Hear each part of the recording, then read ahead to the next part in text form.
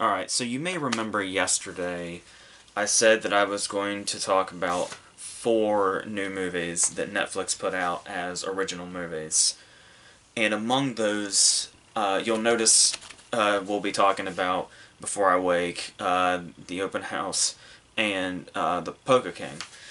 And I had mentioned a fourth one that they released along with The Open House, which was Stepsisters, which they released yesterday. Well, here's the thing, is I watched the first 3 over the course of the last couple of days, and then I started to watch Stepsisters last. And the thing about it was that I wasn't quite sure what it was. So when it began, I realized very quickly that it's like basically Stomp the Yard for girls. And of course, I think so highly of Stomp the Yard. But the thing about that is that we well, first off, by the way, it took them all of 3 minutes to even name drop Stomp the Yard. They just call it out by name specifically. But that's not even the problem. The problem is that while I was watching this, some things started happening. So the girl goes home to her boyfriend, and her parents are there after a faux pas where she gets all, basically saying she's gonna fuck him right then and there, not realizing her parents are here. And so, sure enough, because he's white and they're black, we're gonna have some extremely forced racial conflict. But the only way this racial conflict comes about is that all these characters seriously act like they've never talked to another person before, or have never met another person before. They just say anything and everything that comes to their mind. Mostly, it's kind of like the invention of lying, when it's like he completely abandoned the concept of his movie and basically just said, well, the concept is people just say whatever the fuck they're gonna say without even thinking about it. That's the way the people talk in this. And then that's how the scene ends up playing out, with everybody being totally out of touch. Like, okay, here's the thing, is that I don't know who is more out of touch. The person in this scene that says the phrase on fleek, or the person that says they don't know what that means. I think both of them are equally fucking stupid for even being in this situation anyway. And then it goes on and we see her at work. And obviously she's black, but there's a white guy that she works with. Business suit, white hair, all that. Kind of has like a John Slattery way about him. But he walks up to her, and the very first thing he says is, "Playa." And I was like, well, that was fucking weird. And it's like, oh, well, he's going to be the stereotype. Oh, he's a white guy that acts really awkward around black people and has to do that. But then the scene keeps going, and it turns out this guy is not only that, he's also the flamboyant gay stereotype, where he talks about, he's got that voice, and he's talking about the studly guy that came at him like a group of sailors or something. It's like, who the fuck wrote this? And then it continued to go on, and she meets up with her friend. Now, of course, those white people are going to be really wacky and just act like complete fucking idiots. So she walks up, the white friend, and she's all like, there's like only some things you need in life, or some things to get me through life, and it's like, one of them is Grand Theft Auto, and then the other is like, and she says some kind of innuendo about her man. And it's like, oh, okay, so this is how the people are going to talk. Okay. So then they go to a party, and it's those cliche parties where everybody's drinking and acting like a fucking moron.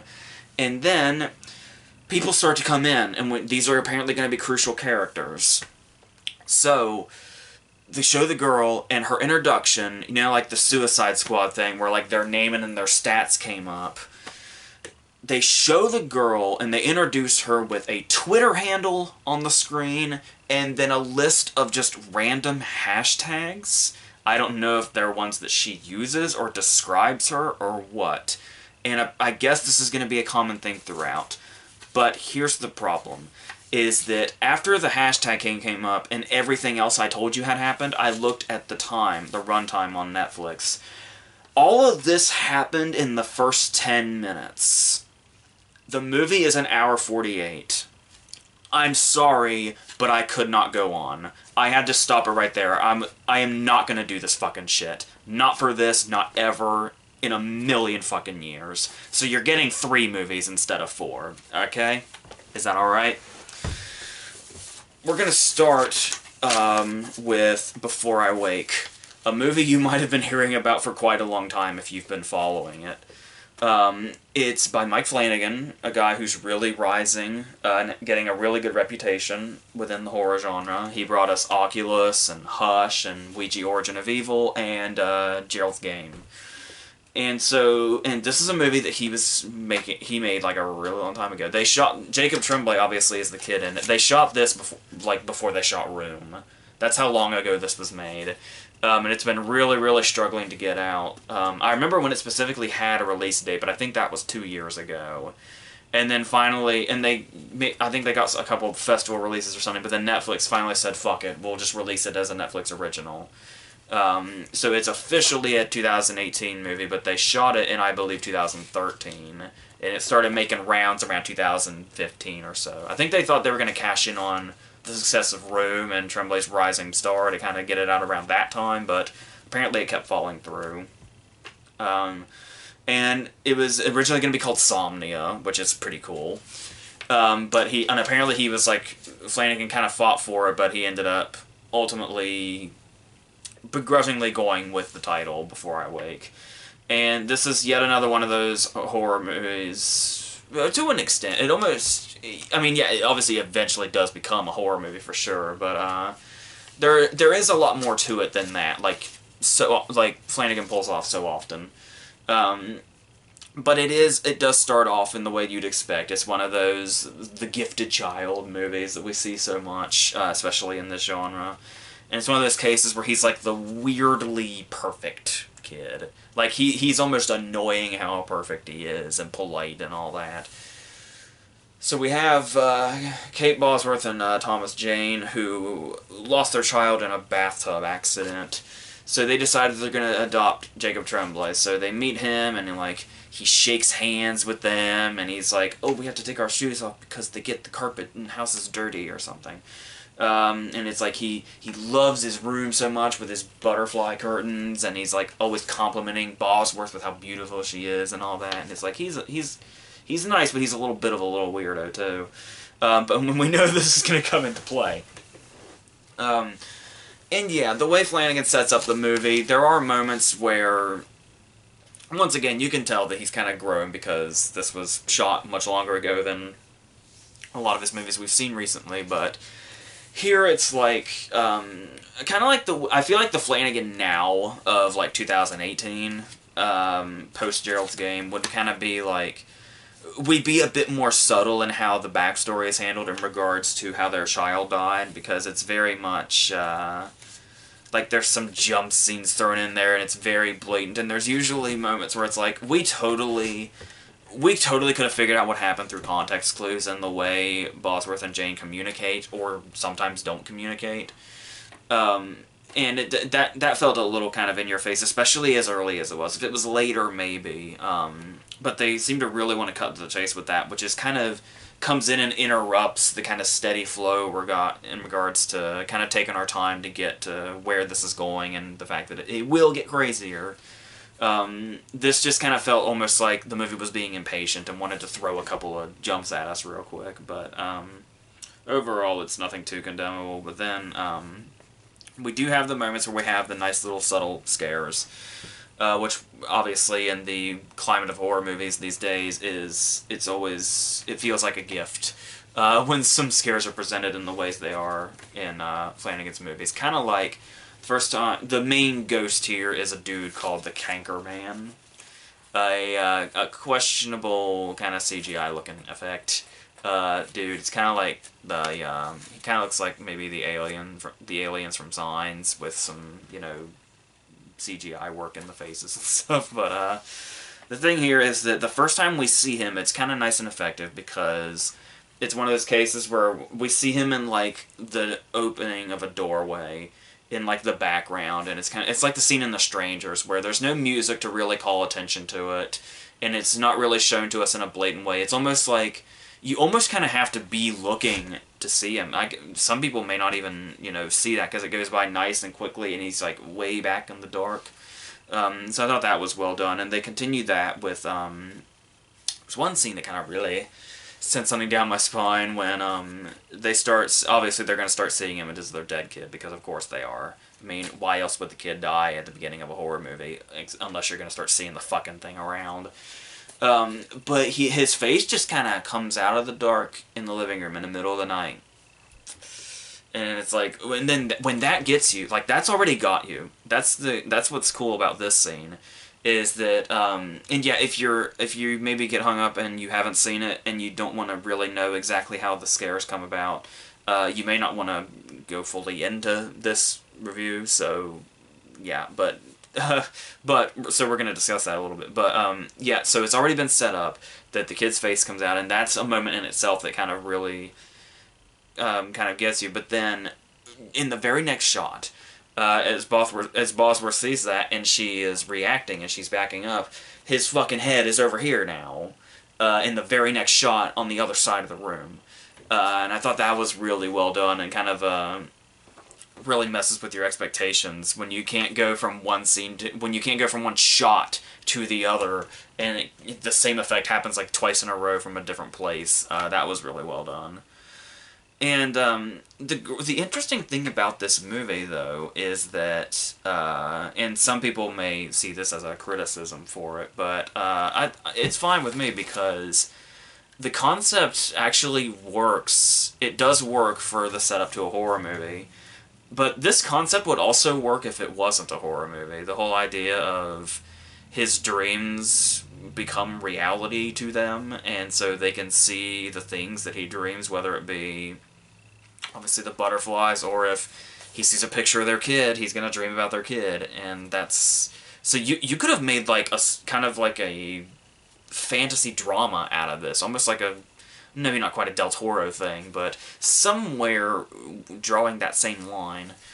But yeah, obviously it is going to go into the horror aspect, because when it's just him dreaming about the kid or the butterflies or whatever, there is almost like a magical or dream-like quality to it, and it works by itself. Like, you could be watching this and really not even be thinking about the fact that it's going to be horror if it weren't for that damn prologue. But it's one of those prologues where, once again, they're like way too in a hurry to cut to the chase. They don't want any slow burn. They want you to know immediately, hey, this movie's got darkness in it. But yeah, but then it goes into the whole horror aspect, where after a while the butterflies are kind of like, what was that Jeffrey Dean Morgan movie, The Possession, with all the bugs. You might kind of get that vibe from it, and then overall it does kind of go into the whole. It's probably more akin to the Babadook in regards to the horror being symbolic, as opposed to like the way this kind of thing is typically portrayed, I guess. And yeah, there are moments where, like I said, I guess the effect itself of the Canker Man might be, it's hard to say. But there are some moments, kind of like the way, when there's somebody behind him, and instead of turning around and looking, he just bends fucking backwards and sees them. That's pretty cool, actually. But it's, and for the, so obviously it's on a good track here, and there's plenty of things it does well.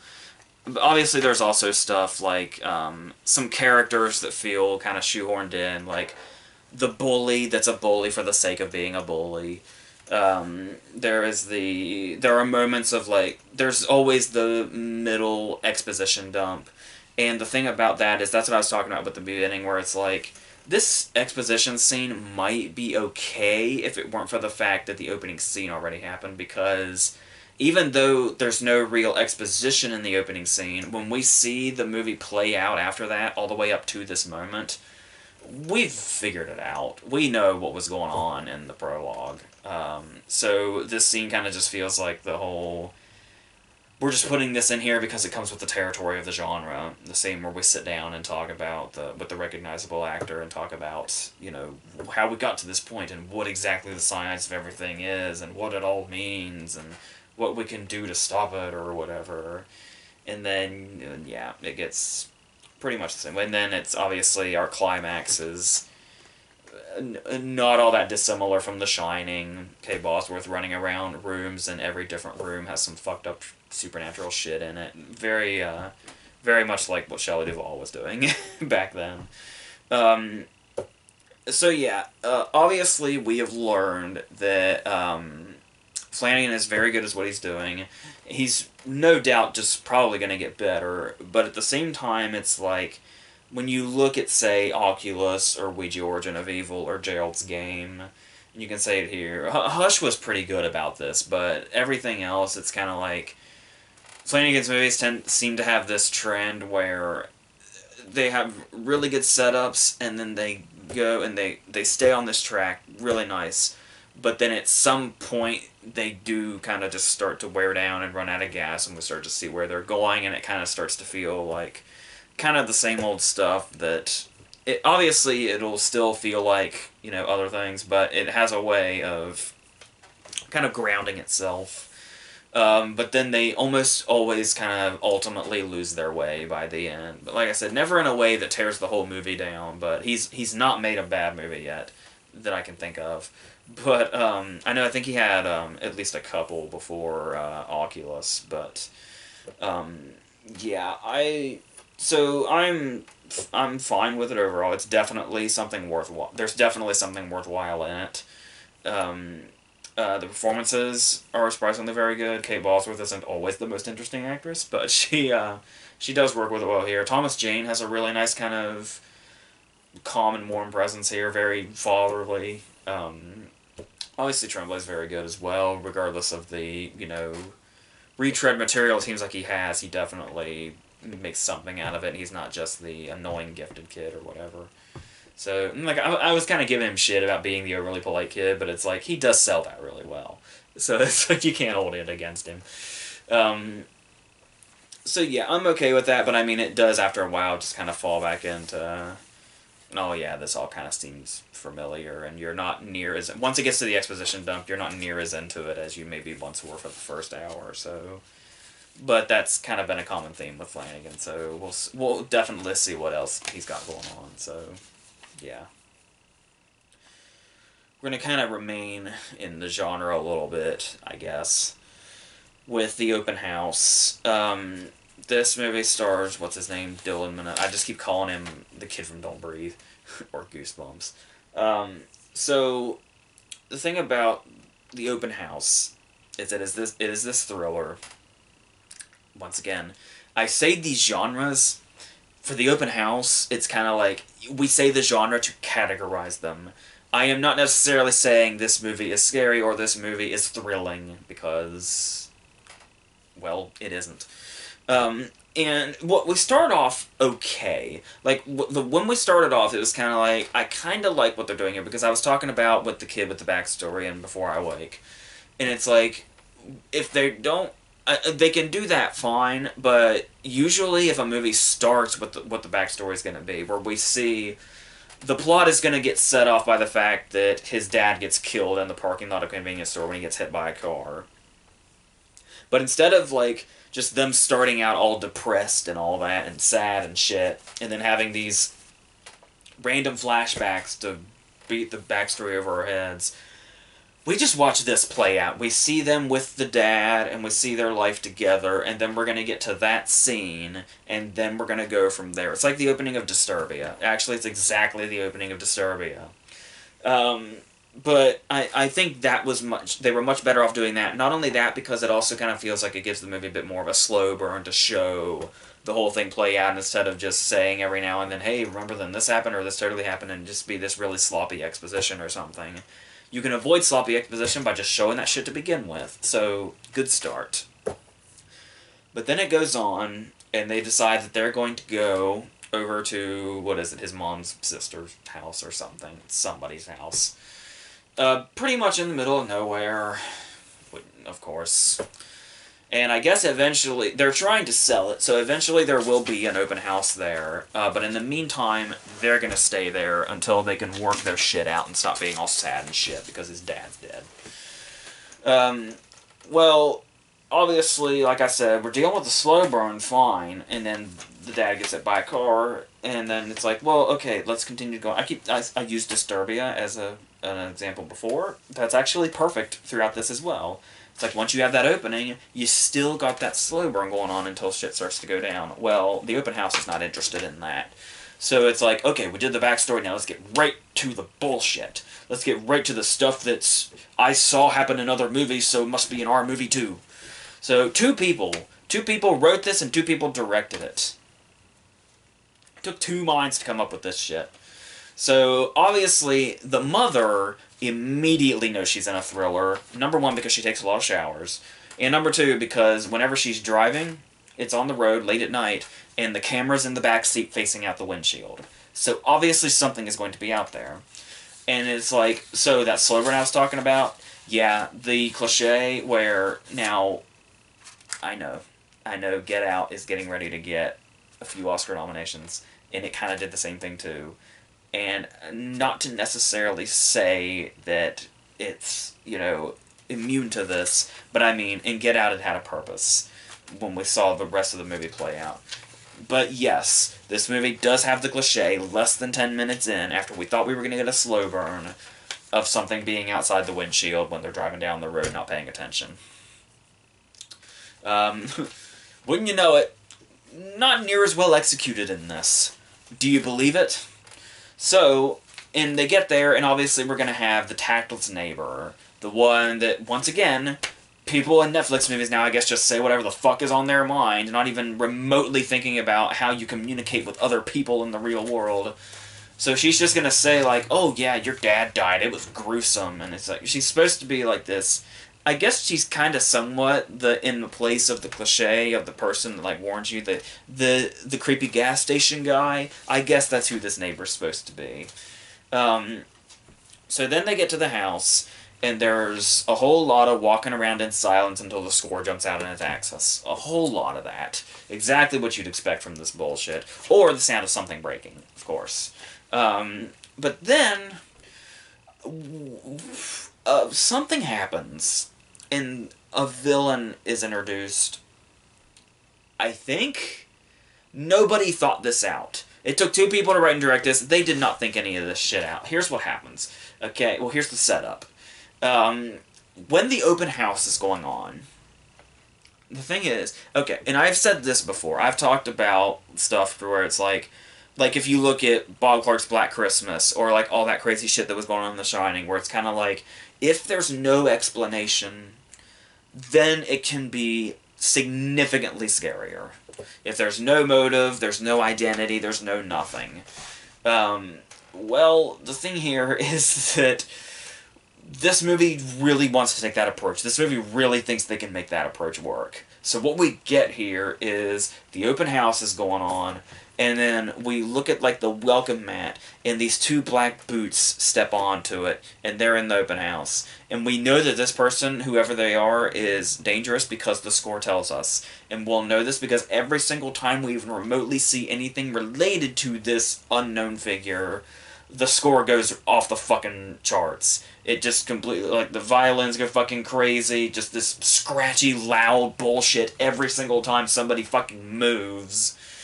And so there's no suspense whatsoever. The score wants to let you know everything that's going to go down. It wants to stand right beside you and say, don't worry, I'm here to protect you, don't get scared, in this fucking thriller / horror, whatever the fuck.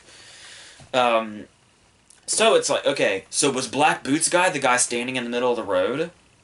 I don't know, the movie's not interested in telling you, because the mystery, the suspense, the unknown, the fear of the unknown, suck my fucking dick. So, and this is another case when they just throw shit in that doesn't even... here's another example of a scare. So, the morning of the open house, he's sleeping, okay? They're staying here because this is like a family-owned place for now. So, he wakes up, scratchy music cue again, and there's a dude reaching for his face. Reaching for his face! We get a point of view shot of this. And then it's like, whoa, I'm being attacked! But it's like, no, fake out. And it's like, what kind of fucking fake out could that possibly be? It's the dude that's in charge of the open house. He's like, you guys have got to get out of here. We're going to start the open house soon. I guess the dude was going to tell this guy, he was going to walk into this dude's house and tell him this by grabbing his fucking face while he slept, apparently. That's what the movie wants us to believe. This scare is so natural. What a bunch of stupid bullshit. So, and then it's like, they halfway through the movie, they try to pitch it to us. They try to pitch the movie to us that we're halfway through watching.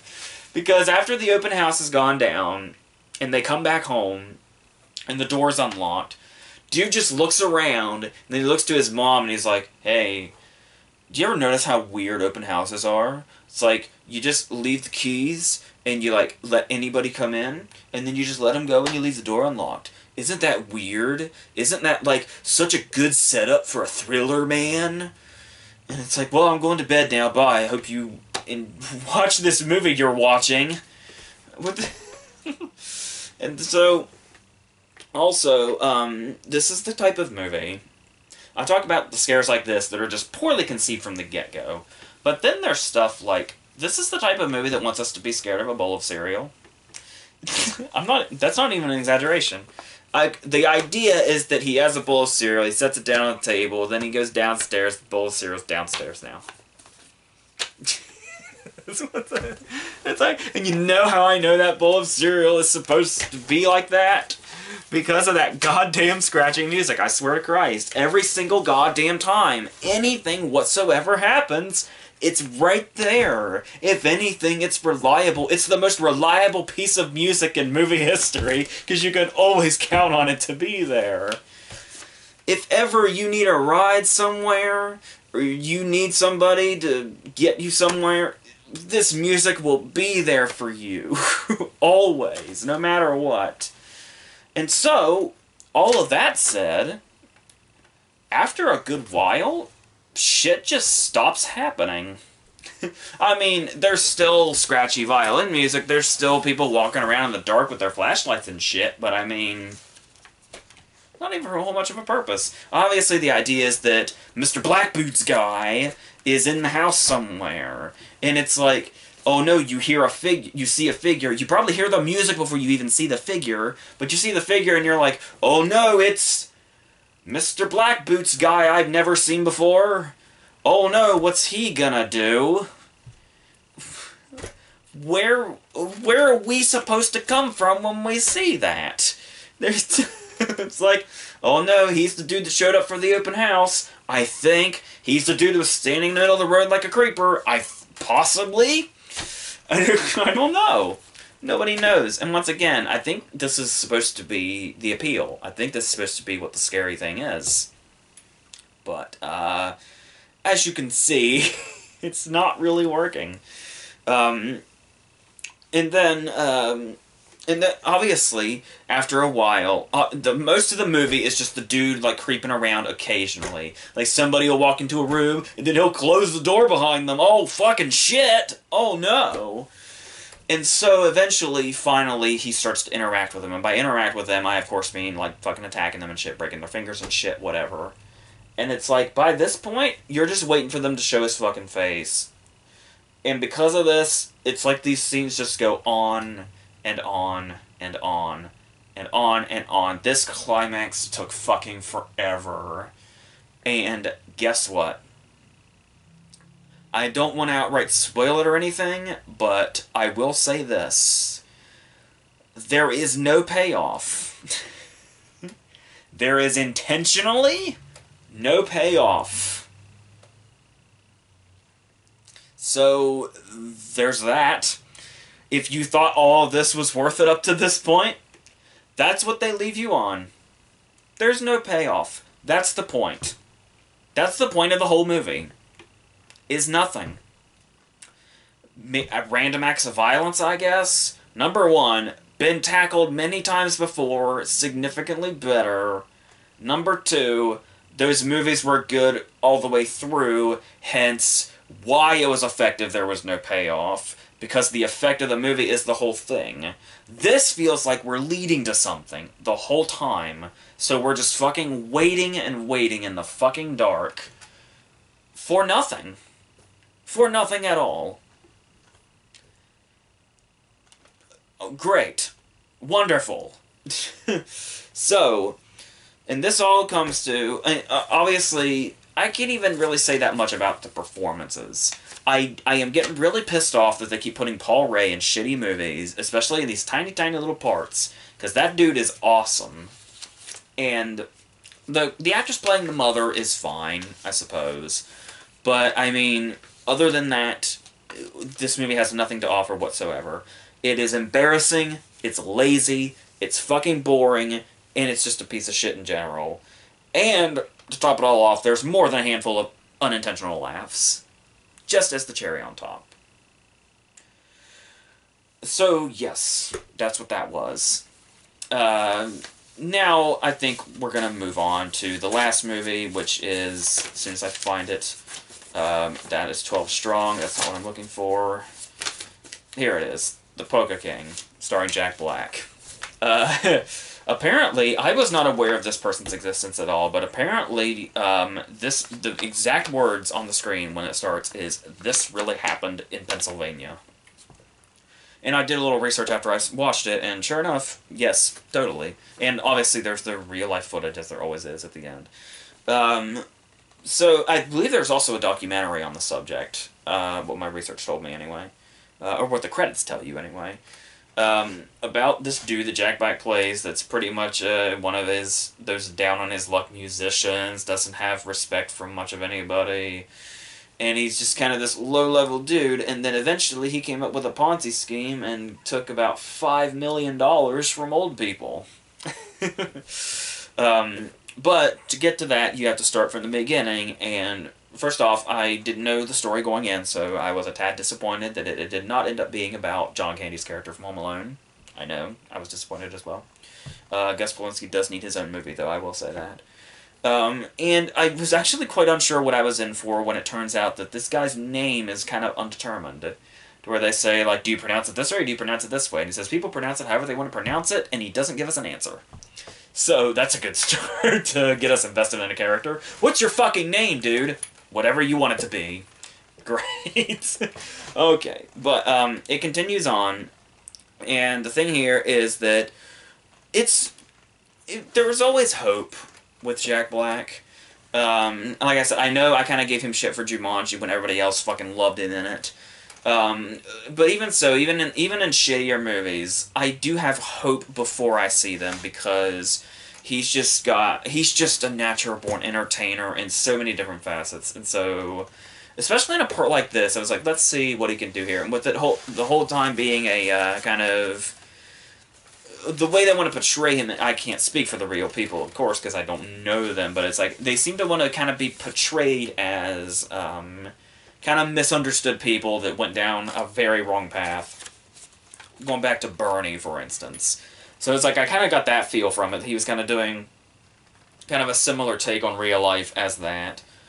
And it is very interesting to see, like, how effective an actor like Jack Black, who is such a larger-than-life personality, that it's like, it's really I mean, not at this point, because we know how talented he is, but when you think about just how big his personality is, it's always interesting when he's able to kind of play these people that exist in real life, and in fact, while making them feel like almost giving off that vibe that life is stranger than fiction kind of thing, still making them feel pretty real, too. And it's like, when the movie started off immediately, it's kind of like that voice and that accent. And it's like, is this going to get tiring really fast? Well, it turns out apparently this is exactly the way the real guy talks, so more power to him. I did read up on, I guess, some people that actually live in the area and knew him personally say that, or know him personally, say that that the portrayal was like completely and totally spot on. There were also some people he pissed off. Some people were apparently not even interested in talking about the movie with the news, so for good reason. But so that's the thing, is how are we going to see this character that does this stuff? Is he going to remain likable? Are we going to come to the conclusion that he deserves a movie about himself? That, I guess that's obviously up to the person, but it's clear they kind of took, and maybe some people might say that this is an easy way out, but I mean, if you're gonna portray him in a movie as the protagonist, which obviously protagonist in this case not necessarily meaning the good guy, but the person the story's about, it seemed like a good bet to do the whole be somewhere in the middle, to where it's like play him up in the middle, and this is what Black does so well with the character, is it's like we look at him and he says things and we could kind of interpret either side. Like there's a moment when he's trying to amp up Jason Schwartzman, and so he's talking about the fact that he made everything happen in his life because he believed in it. And it's like the way this scene is and the way Black finds just that middle ground, it's like this could either be him being a con man and pulling this shit right out of his ass, or he could totally believe this. And there's kind of an ambiguity there. So I really did like that they kind of, like I said, it might seem a bit easy, that it doesn't seem like it takes a side necessarily. But that's probably the best way they could have done it to make him an interesting character for this movie. I suppose portraying him outright as a totally completely dishonest person would have been an interesting approach, but yeah, just kind of given it probably would seem like it doesn't really fit the character. Like there's a moment towards the end where he blows up at his kid, and it's like the first time we see him really blow up, and we notice. So I do like that, and the way he plays it like that is able to add the effect to scenes like that when that kind of stuff comes. And obviously we've got a pretty recognizable supporting cast here. I had no idea who all was in this. There's Jenny Slate as his wife, who's growing on me. I kind of didn't take much of a liking to her because I first really noticed her in Obvious Child, which I didn't care for as much as everybody else loved it. But over time, she's definitely started to grow on me, and I do like her here as well. And I like the way they kind of, like, you see Black's character, and you see how he's kind of down on his luck, and he's kind of dead end, and then you see Jenny Slate, and you're like, you just immediately come to that old cliche to where it's like, oh, she must be, in it for another reason. But then it's like, you put the pieces together and you're like, well, I guess not. So there's like a real love there, and she does bring that out through the movie. There was like, she tries to make sure that the two of them are equals, which obviously eventually becomes kind of a subplot for her. Where, yeah, it's like, the character approaches it very straightforward, very fast, and it kind of completely throws the movie off, because it's like, he's getting more and more success after his scheme has been working, and, she's kind of there with him, but then just one person out of the blue says, oh, so you're his wife, you're not your own person, you're his wife. And, like, then the very next scene, there is no more build-up. The very next scene is her with this big moment where she's like, I'm my own person, I'm doing this right in the middle of a giant crowd, I'm making a big scene about how I'm my own person, I'm not just you. And it's like, it really feels like there needed to be more build-up to this. It's like, yeah, one comment, but it's like, let it fester a little bit before she reaches this point. But I mean, this story got in a big old damn hurry, and pretty much from then on, it just felt like the movie made a weird shift, and we never quite got back on the rails. I mean, there are other things at play here, not necessarily just that, but we also have Sigourney Weaver, Jesus Christ, Jackie Weaver, totally different person. We have Jackie Weaver as Jenny Slate's mother, who does bring something nice here. She is like, the crotchety old lady that sees right through him and is always calling him out for being a deadbeat and all that. But she does definitely bring her kind of own bit of humor to it, and she's not totally wasted or anything. There is one really good line reading she has when their band gets nominated for a Grammy, and Schwartzman comes in and he's like, so, fingers crossed, I mean, in case we win, I think we might win. And just the way she goes, yeah, that seems unlikely. Just a really good delivery there and throughout. Speaking of funny people, we have J.B. Smoove here. Incredibly funny comedian. he's kind of here playing the straight role. The dude that's kind of consistently noticing the shady shit that's going on and coming after him. I do like his presence in general, but I do almost feel like having JB Smoove do a part like this, especially when the movie is pretty much a comedy, it's kind of like, oh, well, I mean, I like him here, I'm glad he's here, but it's like, wow, he could have been used to much greater effect, I feel. So that's just kind of there. There's a very small role for one of my favorite recent SNL cast members, obviously not anymore, but Vanessa Bayer, as Bitsy the Bear, who is part of their band, and puts on this adorable bear costume and the makeup and just dances.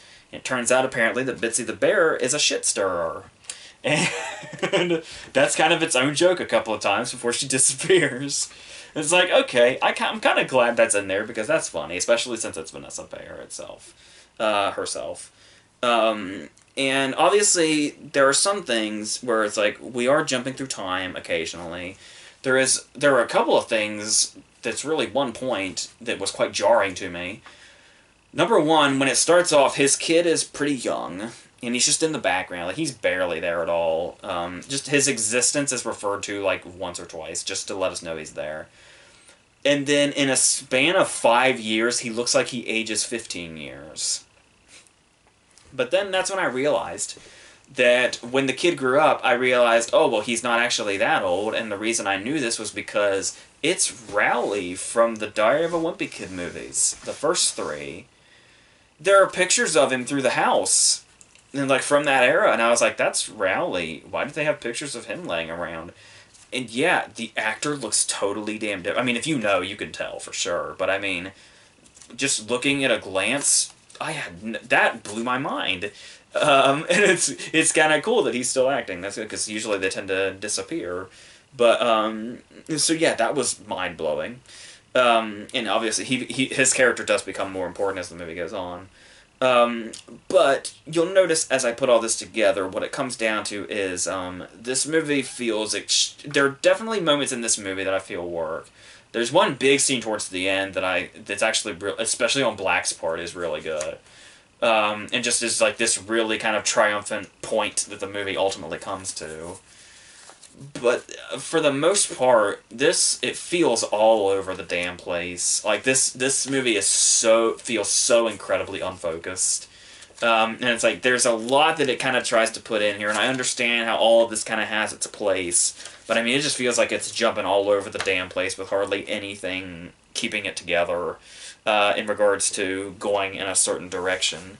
And it's like, after a while, obviously when we get to this point, it feels like the plot points disappear and just kind of come back when need be. And there's not really any type of flow through pretty much the whole thing.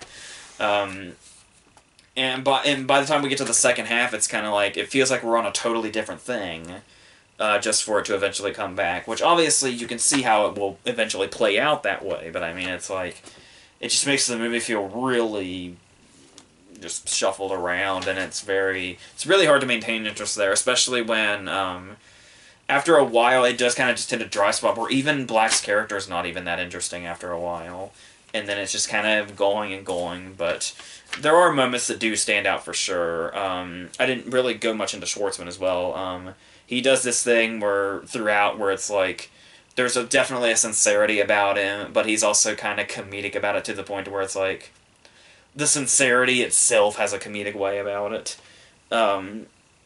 So, yeah, but overall, it's just somewhere in the middle, much like the portrayal of the character itself. But Black really does do his best to bring it. But like I said, you even lose interest in him after a while once it reaches about the midway point. It just kind of realizes it has to stay in neutral here until the shit starts to go down. So, yeah. So that's what we have with those. So, yes. This should be going out anytime now. And you know what's coming up. There's the Versus, there's the SAG stuff, there's the Oscar nomination stuff, all that fun stuff. A lot of really exciting stuff in the next few days in regards to award season. So let's put shit like The Open House and Stepsisters behind us.